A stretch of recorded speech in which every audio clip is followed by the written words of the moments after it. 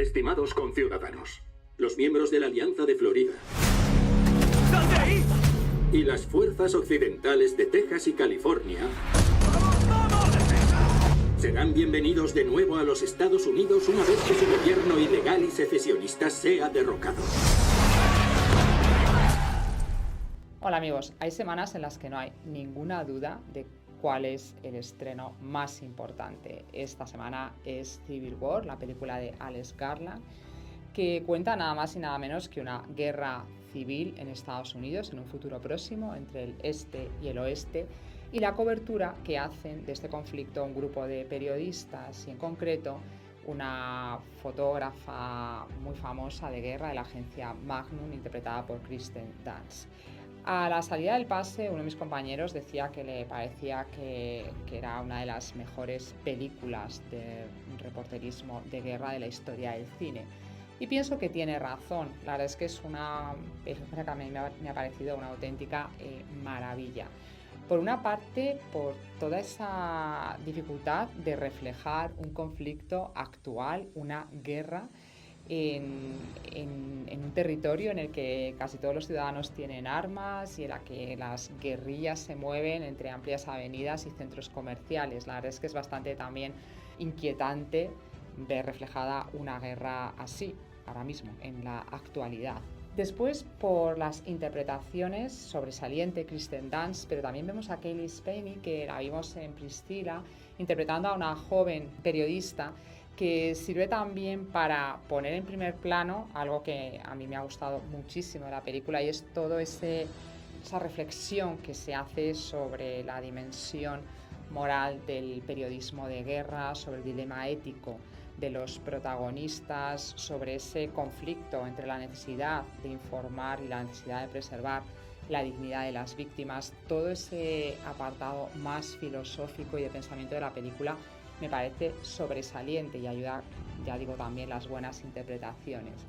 Y después me parece magnífica también la manera de rodar el conflicto, como esas escenas de acción, esas secuencias bélicas, también rodadas de una manera muy original, desde perspectivas, desde puntos de vista, desde ángulos de cámara muy originales, también porque está jugando con todo ese lenguaje de la fotografía de guerra. En definitiva, me parece que es una película, ya digo, magnífica. En su estreno en los Estados Unidos la semana pasada recaudó $25 millones, una película que ha tenido un presupuesto de 50 millones.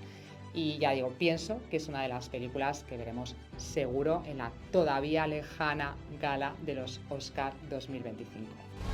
Hace mucho que te esperábamos. ¿Yo? Sí, solo soy una sirvienta. Eres más que una sirvienta, Vin. Y nuestra segunda propuesta es una película de animación española, mejor dicho, una coproducción entre España y China, una ambiciosa coproducción que pudimos ver en el Festival de Málaga. Dragon Keeper, la guardiana de dragones, como su nombre indica, cuenta la historia de una joven criada que impulsada o mandada por su malvado amo, tiene que cuidar a unos dragones. Un día cae en el foso y en vez de atacarla, lo que le dicen los dragones es que es su última oportunidad para mantener un misterioso legado. Es una película dirigida por Salvador Simó, que había dirigido antes la notable, a mí me gusta mucho esa película, Buñuel en el laberinto de las tortugas. Era una película de animación para adultos y sin embargo La guardiana de dragones es una película más familiar, una película que tiene muchísimo ritmo, la animación es sobresaliente, ya digo, porque tiene es una película de abultado presupuesto. La protagonista es encantadora y el único pero es que quizá la banda sonora, que quiere imitar la música, los acordes chinos, puede resultar un pelín repetitiva. Pero con todo, la verdad es que es una magnífica producción familiar que va a encantar a los niños y que también gustará a los adultos. It takes a lot to get me angry, but when I am, I just can't let go.